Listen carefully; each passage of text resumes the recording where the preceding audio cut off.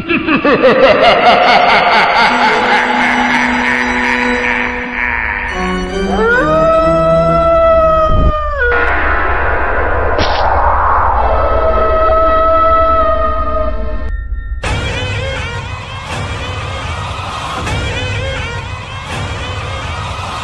for this episode of Night of the Living Podcast, we're going to be reviewing It Part 2.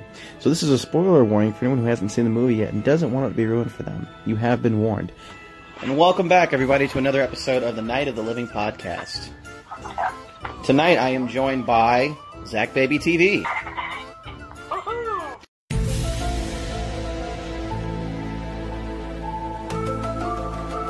Followed by Brandon Sime. What's up, guys?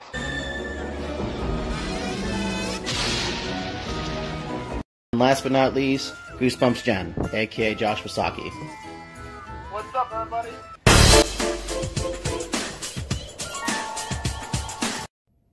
And of course me, your host, Goosebumps Now.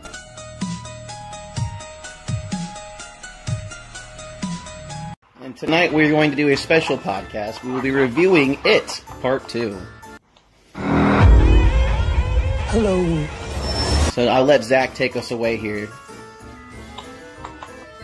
You want me to take all the way? Gotcha. You got it. I think it was pretty amazing, especially for a part 2. I actually feel that it had more jump scares than the first part. I think it was great. I personally, there were a couple of things I didn't like from it, and there's a lot of great things I did like from it. Overall, probably a solid 9. I can dig it. There's just a couple things I did not like from it, but realistically, I don't know if any movie is a perfect 10. There's always something. I agree with you there. What do you guys think?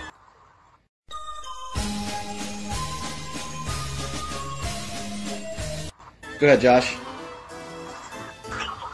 well, I give it a 9.5. Only because there's one thing I really didn't like about the movie. Josh, get closer to your microphone. All I'm gonna say is the only thing I really didn't like was too many flashback scenes. Few would have been fine, but there's too many of them.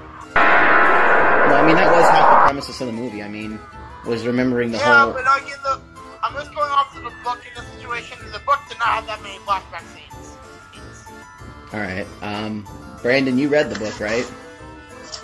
Yep. Okay, so how did you feel about the story and all, since you didn't see the movies? Oh, you did see part 1 last night, correct? I did see part 1 last night.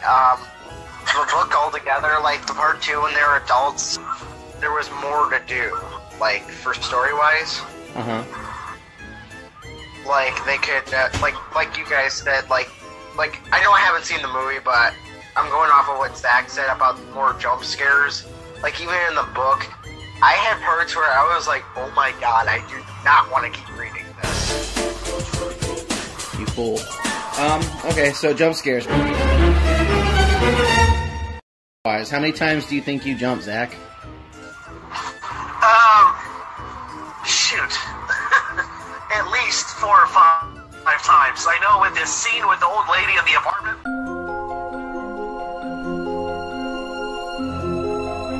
Oh my god. She came out 10 feet tall with those saggy titties. I was like, holy shit balls! I think that one got me real good. The other one got me, and it's funny because it's like I predicted it was going to happen, but I still jumped, is when the balloon under the bed, and he's like tugging at it, right? Yeah.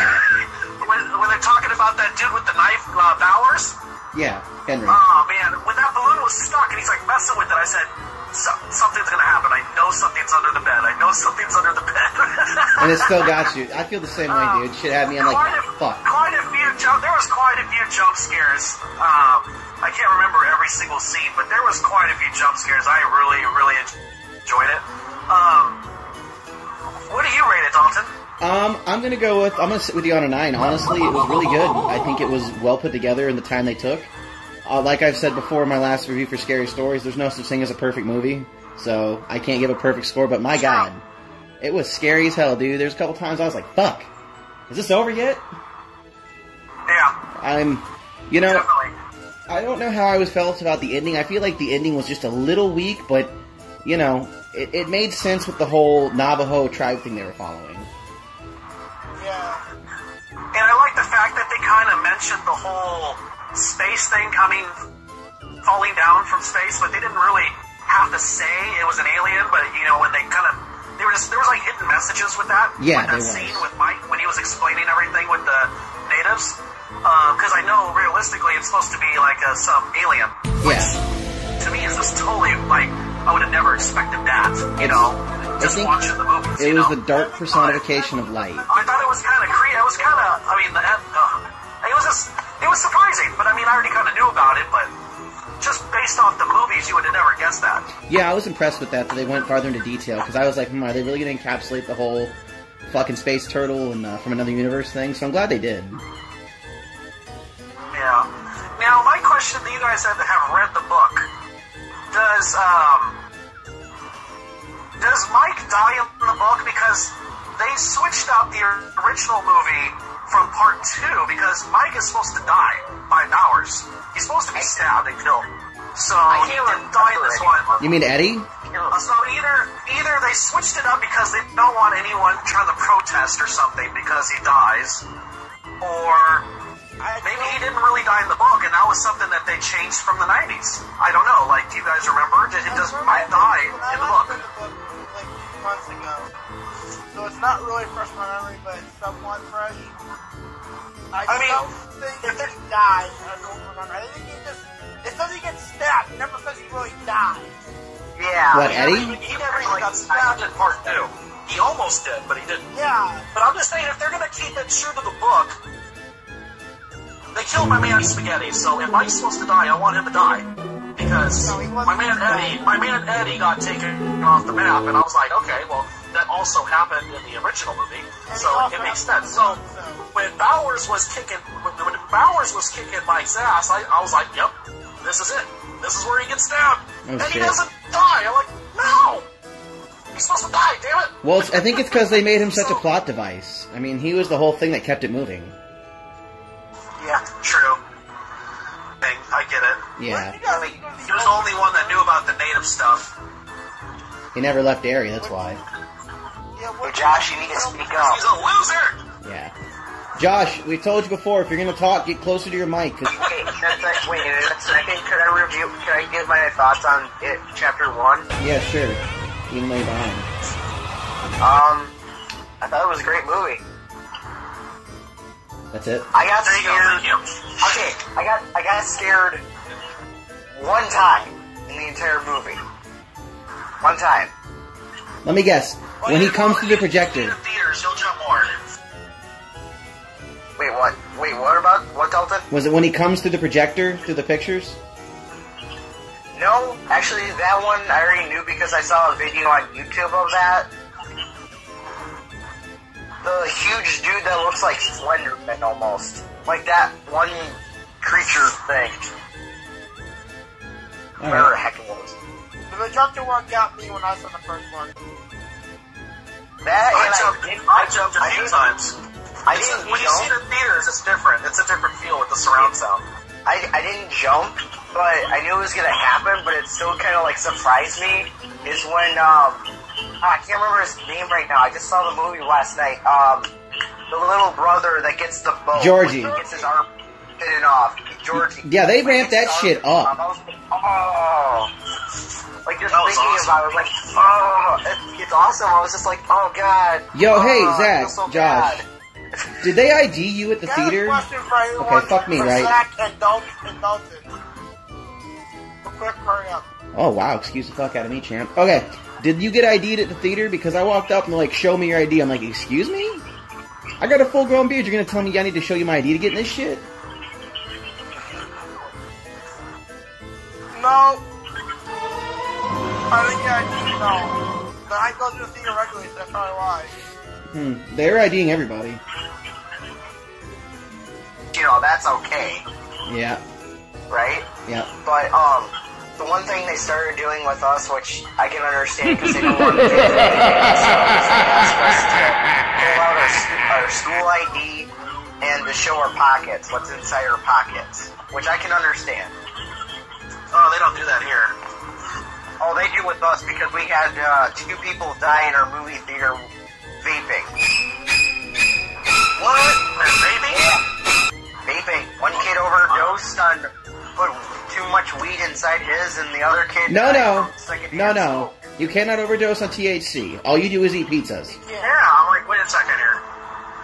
I did marijuana one time, and I ended up in the hospital for 10 months. I don't know. This kid had an asthma problem and he died. This kid had secondhand smoke. Some kid dead smoke. Okay, my question. Can I get my question real quick? Yep. Okay. Of the Stephen King films, what is your other favorite cities or story? Dean. That's mine too. Pet Cemetery. That's also a good one. That's not mine. I don't know. I didn't really see Stephen King stuff too much. I mean, like, I didn't really like Carrie. Pet Cemetery wasn't bad. I like a lot of them. I think one of my favorite ones to watch was Dreamcatcher. That's a good one. I like Carrie also. That was a good one. Another pretty good one is Salem's Lot. I haven't seen that one. I heard that was good. Never seen Salem's Lot. It's basically a gigantic vampire story. Boys, I gotta go. Bye, Brandon. Robert. It's back.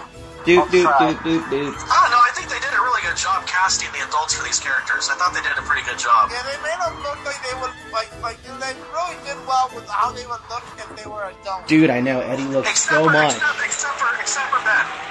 Ben was the only surprise, because at the beginning, when they were introducing the adults, when Ben was in his pajamas talking to the people in the room in the conference meeting, the fat guy with the blonde hair that was like the leader of that conference, I thought that would have been Ben, not the guy that was on the other side. Yeah, I was fucked up on looks like him. I thought it was him. I was like, okay, it's this guy that's in the meeting. I didn't think it was the guy in his pajamas. I thought it was the guy in the meeting. It looked like him. It definitely looked like him. Yeah, I was so that shocked. was the only one I kind of questioned. Everybody else was alright. It was cool. I gotta admit though, that I'm happy that Ben finally got his girl though. The what? He's happy that Ben got Beverly. Yeah, so... Okay, I see what you're saying. There was a connection. No, real talk though, here's my biggest complaint with the movie. Okay, in the end of 1, they're sitting there and they cut their hands and they say, Beverly's moving away in 2 weeks, and if this ever happens again, we'll all come back here. And then we keep flashing back to this clubhouse and all these other goddamn memories. I'm like, when in the fuck did this happen? You didn't build a clubhouse like that in 2 weeks. Yeah, and they cut really deep. I had to like turn my head when they showed the flashback of that. I was like, damn, they cut deep into the hand. Yeah. Ouch. Fucking retcon. I do not understand how. Like, you don't have to go that deep to draw blood, guys. Come on. After the end, though, which confused the fuck out of me, is how after that they killed him, their hand cut is gone. Like, it's just like the scar is gone. They finished their quest. They fulfilled their promise. Yeah, that's They right. fulfilled, yeah, so it's something with I don't know, that didn't make sense, but it was a closure for the movie. They fulfilled their quest and their mission, and so... Real quick, am I the only one who kind of cried at the ending with Stanley's letter? I'm sorry. I didn't cry. I didn't cry when at the end. When happened with what? The letter. Stanley's letter. No, he's a fucking pussy. No. I mean, I'm glad. I mean, that was kind of cool that they did that. But then again, it's like, if Stanley knew that technically they all had to be there in order for their thing to work to kill it, then he could have screwed them royally. Yeah, so, what if he fucked it up? No, but he did what he thought. I mean, they're lucky they found. Supposedly, it's supposed to be everybody had to be present in order for it to work. Stanley figures it out way before everyone else does that. The reason why it wouldn't have worked is because he's too afraid to do it. He would just hold everybody back. So, if he draws it or he cuts some out of the equation, they have better chances in the defeat end than they do if he's there. They have to go a lot more deeper into that in the book. Well, it was great. I really enjoyed it. I liked the first one because I kind of liked the whole kids club, adventure, treehouse, fort type movies, because I've never had that as a kid, so I've always been drawn to those type of movies. So I still like the first one the best, but I loved part 2. There's a lot. I think there was more going on and more jump scares in part 2. And they did a lot of flashbacks, so I still had that feel with the children.